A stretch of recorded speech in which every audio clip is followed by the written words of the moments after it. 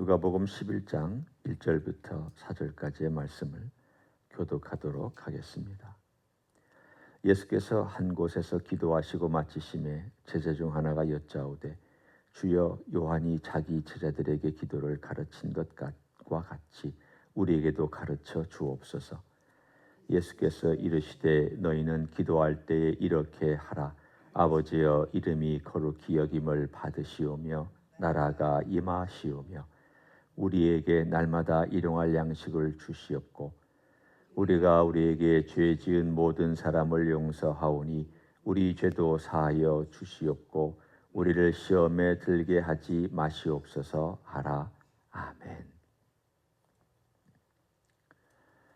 지금 제자들이 예수님에게 기도를 가르쳐 달라고 부탁한 때가 그들의 3년 동안 따라다니는 시간의 초창기가 아닙니다. 마지막 때입니다.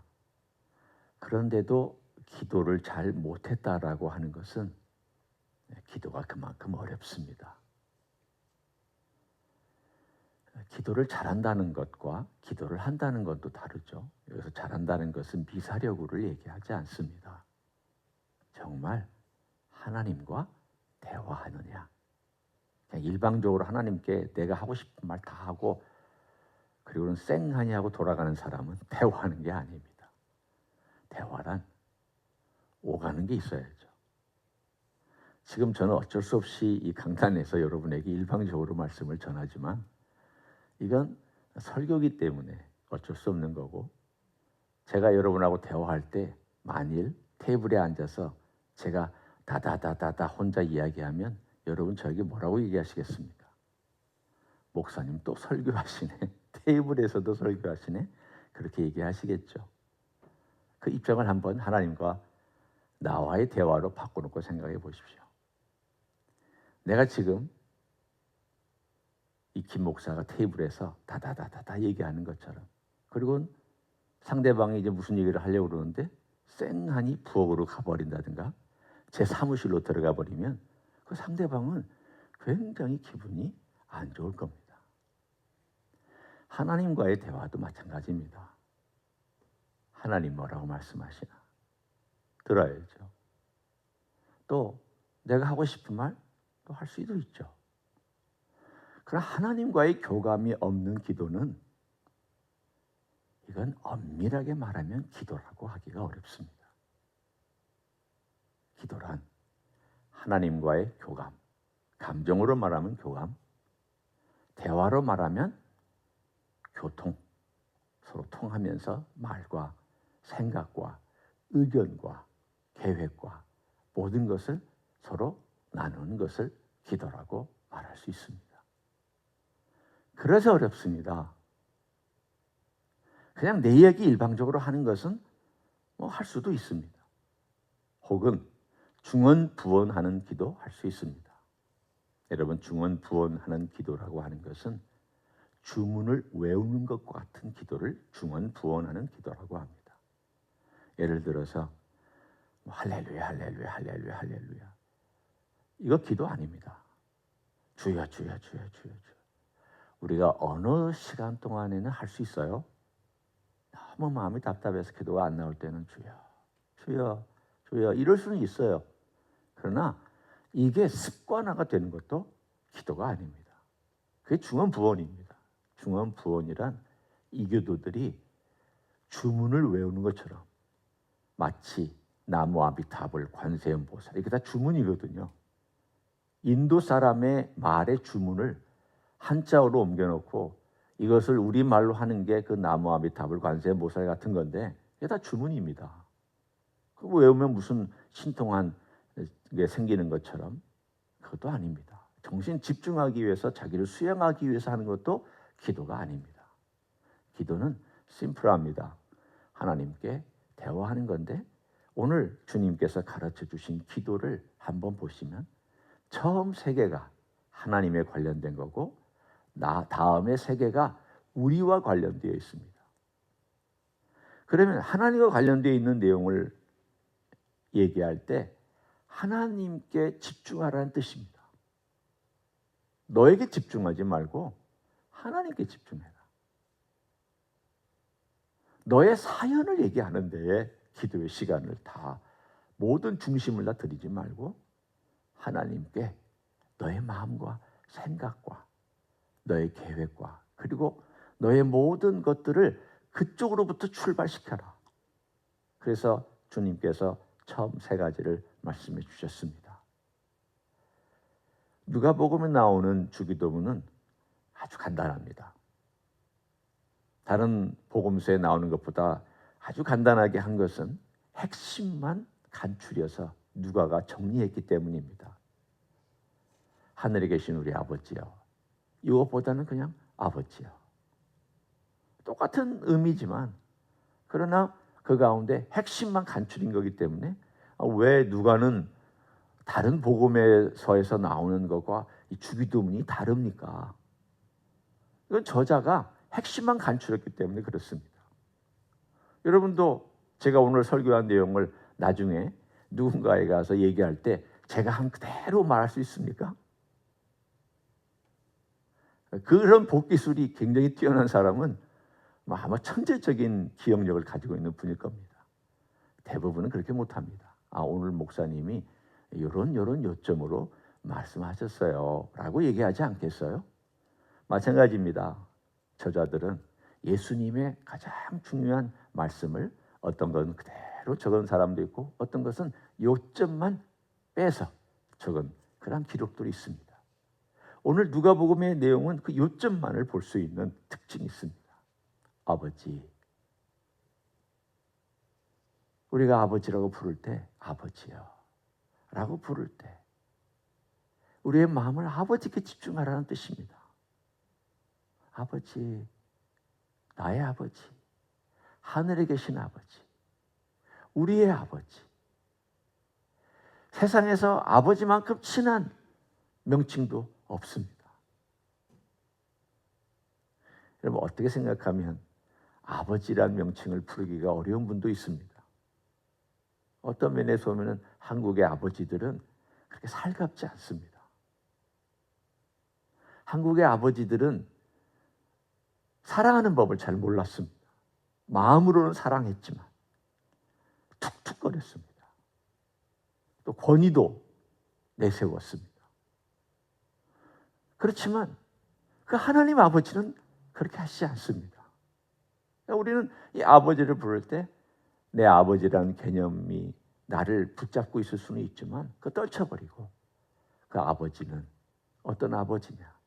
죄인에게도 은혜를 주시고 또 착한 사람이나 악한 사람에게도 똑같이 비를 주시고 여전히 하나님은 이 세상을 다스리시되 회개할 기회를 주시고 오래 참으시고 나 같은 인생에 대해서 주님은 꾸준히 기다려주시고 하루를 천년같이 천년을 하루같이 기다려주시는 하나님 아버지의 그 사랑과 인내를 생각하고 집중해보라는 뜻입니다. 아버지, 아버지, 아버지 하면서 그 아버지의 마음, 그 안으로 네가 아버지의 마음을 한번 생각해봐라. 사실은 저는 아버지이기 때문에 그 아버지의 마음이 뭔가를 압니다. 조금이라도 압니다.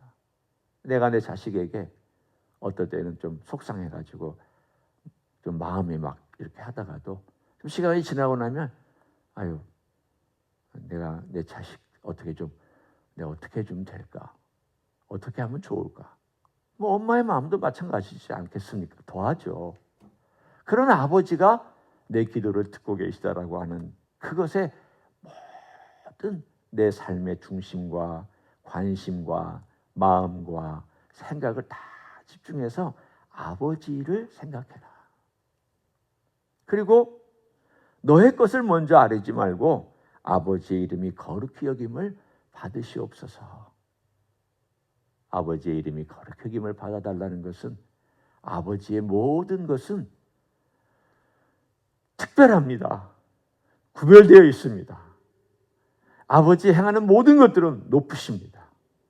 아버지가 행하시는 것은 우리하고는 다릅니다. 거룩히 여기라는 것은 적어도 세 가지잖아요. 다르다, 높다, 구별되어 있다 이런 뜻이잖아요. 그러니까 아버지의 이름이라고 하는 것은 아버지의 모든 것입니다. 그분의 인격, 그분의 성품, 그분의 행하신 일, 지금 하고 계시는 일, 하실 일, 그분의 모든 우리를 향한 계획, 약속, 모든 것들은 다 높임을 받아야 되고 존중을 받아야 되고 찬송을 받아야 되고, 그리고 우리 입술로 고백이 돼야 되고, 그분의 것은 모든 것 위에 뛰어나다는 것을 고백하는 내용입니다. 여러분, 이 기도는 간단하지만 내용은요, 수시간 동안 기도할 수 있는 내용입니다. 아버지 하나만도 오랫동안 묵상할 수 있는 기도고, 그 이름이 거룩히 여김을 받아달라는 것도 오랫동안 기도할 내용이고, 또 나라가 임하달라고 임하시옵소서라고 하는 기도도 오랫동안 할 기도입니다. 생각해 보십시오. 약한 세상에서 주님의 나라가, 하나님의 나라가 와달라고 하는 것은 얼마나 간절한 소원입니까?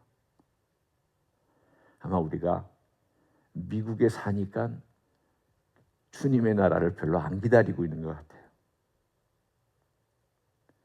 만일 우리가 저 가난하고 힘든 아프리카나 핍박받고 있는 이란이나 이라크나 이런 데서 만일 그리스도인의 삶을 살고 있다면 아마 이 기도가 절실할 겁니다. 주님의 나라가 속히 임했으면 좋겠습니다. 왜? 매일 먹는 거 힘들고 매일 목숨이 늘 위험에 처해 있고, 어떨 때는 도망 다녀야 되고, 예수 믿는다는 것은 힘들고, 예수님과 함께 걷는다는 것은 하루하루가 그야말로 살얼음 반을 걷는 것처럼 그렇게 살아가기 때문에 주님의 나라가 빨리 왔으면 좋겠다 하는 마음이 정말 이 가운데서 굴뚝같이 일어날 것입니다. 하지만 우리도 이 땅에 살고 있으면서 우리를 늘 이 마음을 좀 갖고 살았으면 좋겠습니다. 주님의 나라가 이 땅에 임하기를 원합니다. 주님의 나라가 이 땅에 임하기를 원합니다.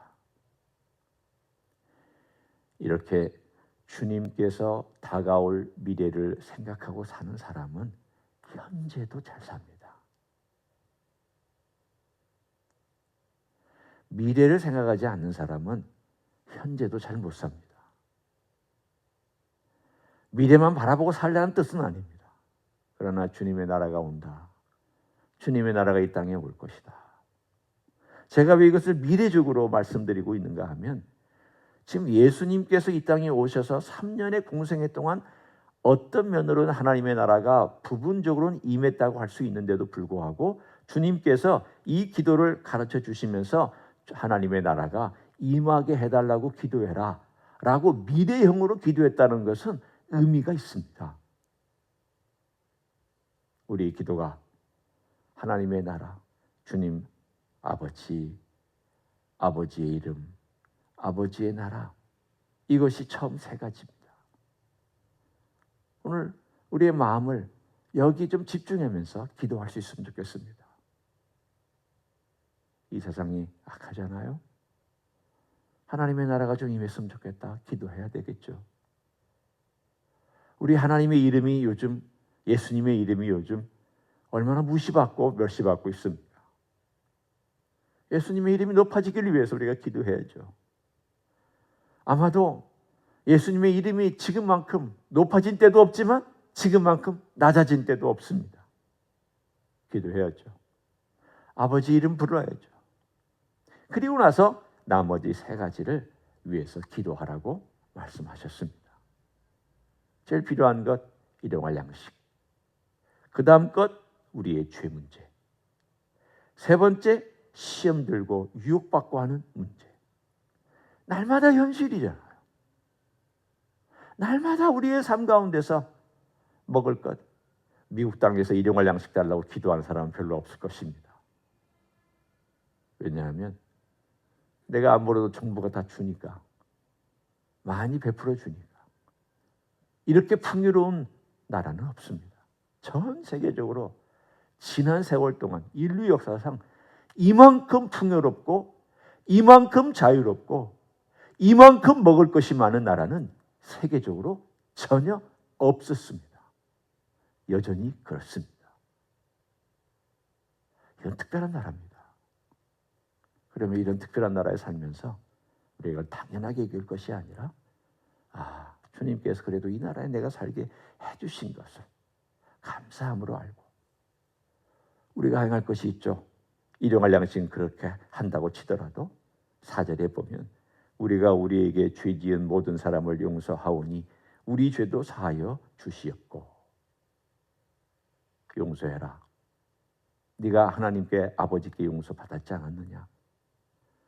우리가 하나님을 아버지라고 부르면 그 이야기는 뭡니까? 우리는 하나님의 자녀라는 뜻이니까 하나님께서 우리를 이미 용서해 주셔서 받아주셨다는 뜻이잖아요. 그럼 받아주셨으면 이제는 용서를 실천하는 사람이 되어야 되겠죠. 그러니까 용서를 실천하면 너희가 그 용서를 행하는 그것을 또한 토대로 너도 용서를 구해야 된다.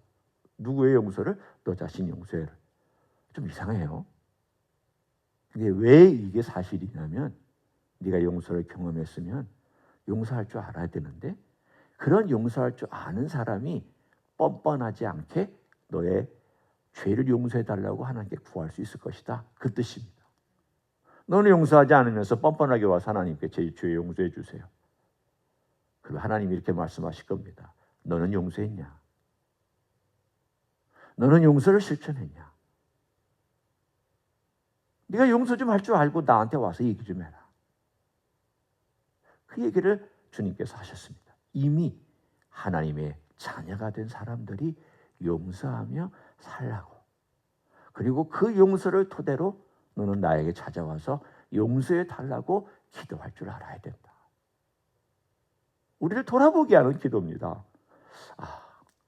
내가 용서했나? 정말 진심으로 용서했나?